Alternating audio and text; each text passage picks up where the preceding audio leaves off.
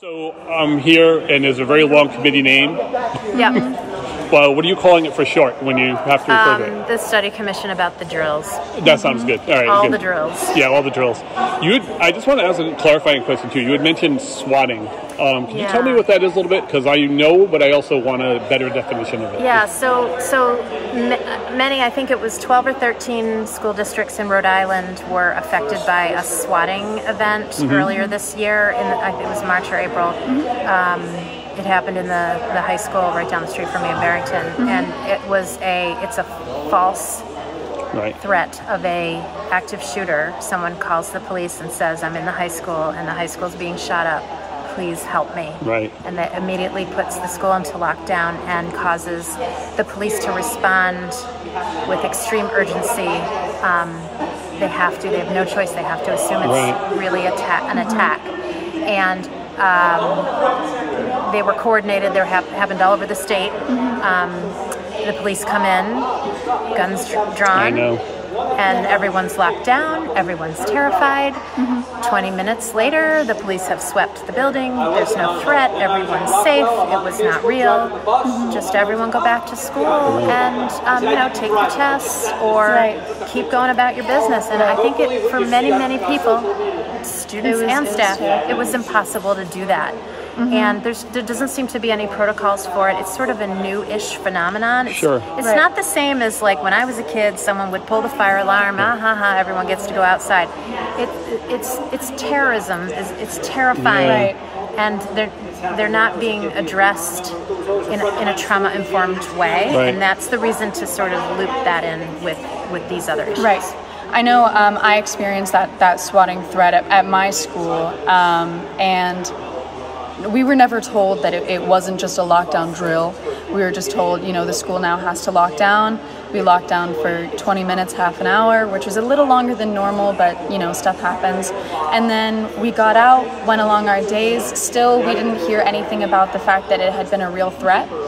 And then about an hour later, the news of the Nashville shooting had come out. It was the exact same day as the Nashville shooting. So I know that resonated even deeper with us that, this really could have happened to us, and what if it's still a threat, what if it's still real, and it was the same day, so it was really scary just from a student perspective. Yeah, I think I heard about them in the order of the Nashville student, then I heard about the other, so I thought they were related the other way around, so it seems like it was just coincidentally I think it must have just been a coincidence. Yeah.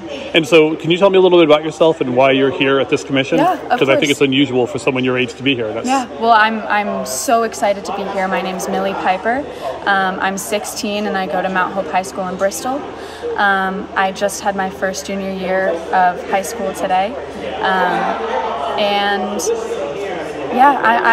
I've been in lockdown drills since I was in kindergarten.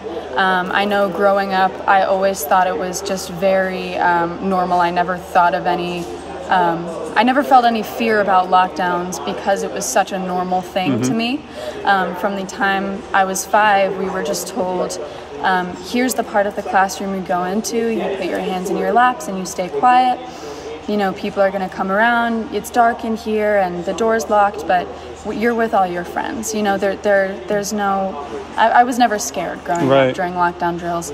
But as I got older, as, names like Sandy Hook and Columbine and these famous school names kind of start becoming more and more popular and become household names, you start to think about the weight behind having a lockdown at age 5, 6, 7, 8, and as you get older you start to realize how terrifying it is that you and all of your classmates were practicing hiding from a shooter in kindergarten. Yeah, it's weird. And it's like as you grow older, it kind of creeps up on you what the importance of it, what the scariness, what the reality of it is. And so I think as I've gotten older, lockdown drills really have gotten scarier and scarier.